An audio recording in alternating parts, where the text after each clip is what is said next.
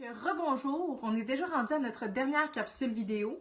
Dans cette capsule-là, on va parler de l'estime corporelle, les standards de beauté, puis les normes sociales, puis d'autres sujets un petit peu plus touchés. Je vous laisse avec la vidéo. Premièrement, il est important de clarifier qu'il n'y a pas de normalité ou de standard à ce qui a trait à tout ce qui parle de sexualité. Les standards de beauté. Donc, les standards en ce qui a trait à la sexualité ou la beauté sont très relatifs. Ils peuvent changer en fonction de la société, du pays ou même de l'époque dans laquelle on se trouve. Aussi, chaque personne a leur définition de ce qu'ils trouvent beau et attirant chez une personne avec qui il ou elle voudrait une relation. En résumé, l'estime que l'on a pour soi-même ne devrait pas se baser sur ces standards puisqu'ils sont vraiment instables et très subjectifs.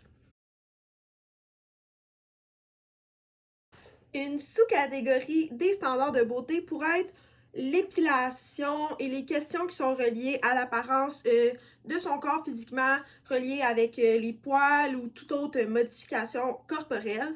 Donc, tout traitement qui peut altérer l'apparence de son corps devrait vraiment être fait pour soi, pour se sentir bien dans son corps et non pour répondre à des standards qui sont instables et subjectifs, comme mentionné déjà. Le body count. Donc, le body count est le nombre de personnes avec qui une personne a couché. C'est une expression anglaise qu'on utilise pour déterminer le nombre de personnes avec qui une personne a couché. Donc, il y a un très gros double standard avec cette expression-là, puisque, en effet, on associerait une fille qui a couché avec un grand nombre de personnes à quelqu'un qui ne se respecte pas ou qui est même une salope. Contrairement aux hommes, que l'on qualifierait de tombeur, de quelqu'un de cool qui pogne avec les filles. Mais en effet, le nombre de personnes avec qui tu as couché ne te définit pas et tu n'as pas à te justifier par rapport à celui-ci. Les femmes et les hommes ont autant droit d'avoir leur plaisir sexuel et ce, peu importe avec le nombre de personnes qu'ils veulent l'avoir, tant que les relations sont consentantes.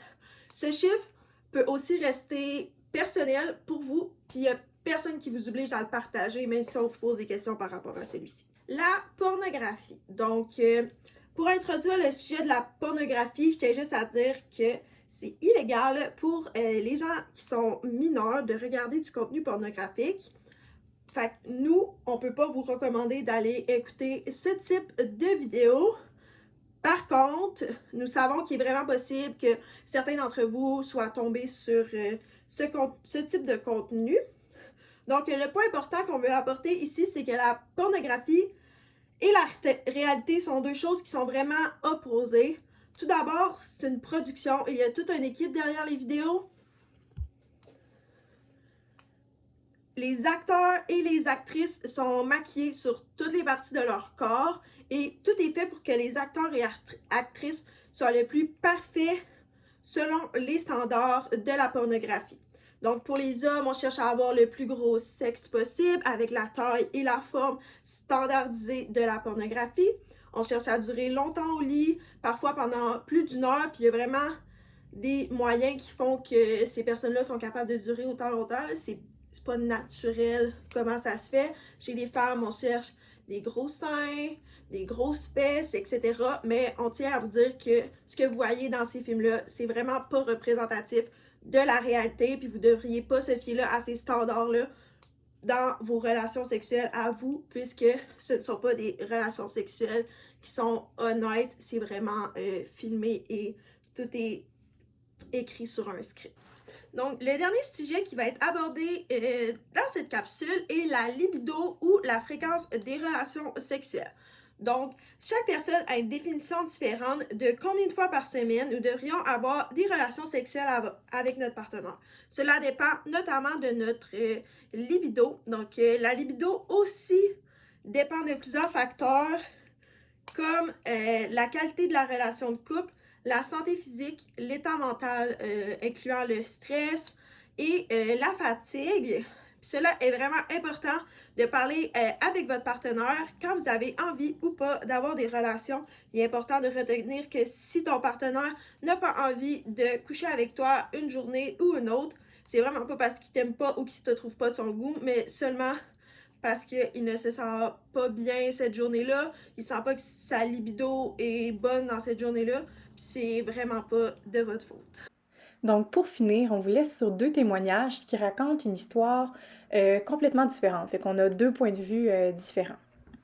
Donc, bonjour et bienvenue tout le monde au troisième témoignage par rapport à notre première série de capsules vidéo sur notre site web Sexe sans complexe. Donc, pour ce troisième témoignage-là, on a décidé de vous comparer 2 histoires. Donc, premièrement, je vais vous raconter comment s'est passé ma première fois, puis après ça, Alicia va vous montrer comment s'est passée la sienne. Vous allez voir, c'est super différent. Mais les 2 histoires sont complètement valides, sont complètement correctes, sont complètement adaptées à notre personne. Donc, moi, ma première fois, c'est passé vraiment plus jeune. Donc, j'avais 14 ans. Et puis, ça faisait déjà 1 an que j'étais avec mon copain. Donc, on était capable de parler de sexualité ensemble. On était vraiment à l'aise. On avait la confiance l'un en l'autre. Puis ça a joué pour beaucoup, ça, dans notre décision de passer à l'acte. J'ai parlé beaucoup à ma mère aussi avant. Je suis quand même proche de ma mère, donc j'étais à l'aise de parler sexualité avec elle par rapport aux moyens de contraception, comment se protéger et tout. Puis, lorsqu'on l'a fait, en fait, j'ai pas regretté une seconde. Je trouve que c'était au bon moment, j'étais prête, j'étais à l'aise et tout. Donc, ça s'est vraiment super bien passé. Je pense que les deux, on est vraiment contents de ça. Parce que, oui, c'est un moment stressant pour certains. Mais faut faire la différence entre le stress et pas avoir envie. Donc, je pense que c'est important à ce niveau-là. Et puis là, après, super à l'aise de parler aussi avec mes parents de tout ça. Mes parents, je vous dirais plus ma mère, là, pour être honnête. Et puis, tout s'est bien passé, ils étaient contents pour moi, ils se sont assurés que j'avais les moyens de protection nécessaires et tout. Puis, au niveau de mon groupe d'amis, par contre, j'étais la première à avoir fait l'amour. Donc, c'est sûr qu'elles étaient vraiment curieuses. Elles me posaient beaucoup de questions et tout. Des fois, ça pouvait m'apporter pas de l'anxiété, je dirais, mais j'étais un peu stressée parce que je voulais pas leur donner n'importe quel conseil, je voulais pas leur dire n'importe quoi et tout. Mais ça m'a jamais vraiment dérangé de leur en parler, puis de leur dire personnellement qu'est-ce que moi je leur conseillerais et tout quand c'était rendu à eux d'avoir leur première fois. Donc je vous dirais que c'est ça. Au final, tout s'est bien passé. Je suis vraiment contente, puis je suis vraiment contente d'avoir fait ça avec quelqu'un à qui j'avais confiance. Allô la gang! Moi c'est Alicia Lepage, j'ai 18 ans puis je vais vous parler de mon parcours amoureux et sexuel. Donc moi ça a été très différent de Camille. Ça a été très long avant que j'aille mon premier chum puis que j'expérimente mes premières fois. En fait, tout au long de mon parcours secondaire, j'ai jamais eu de relation amoureuse. J'ai eu des petits rapprochements, peut-être des bisous, mais sinon rien de plus. Fait que c'est certain que quand je voyais mes amis puis ma classe qui commençaient à avoir toutes des chums ou à avoir fait leur première fois, ça me mettait un peu de pression.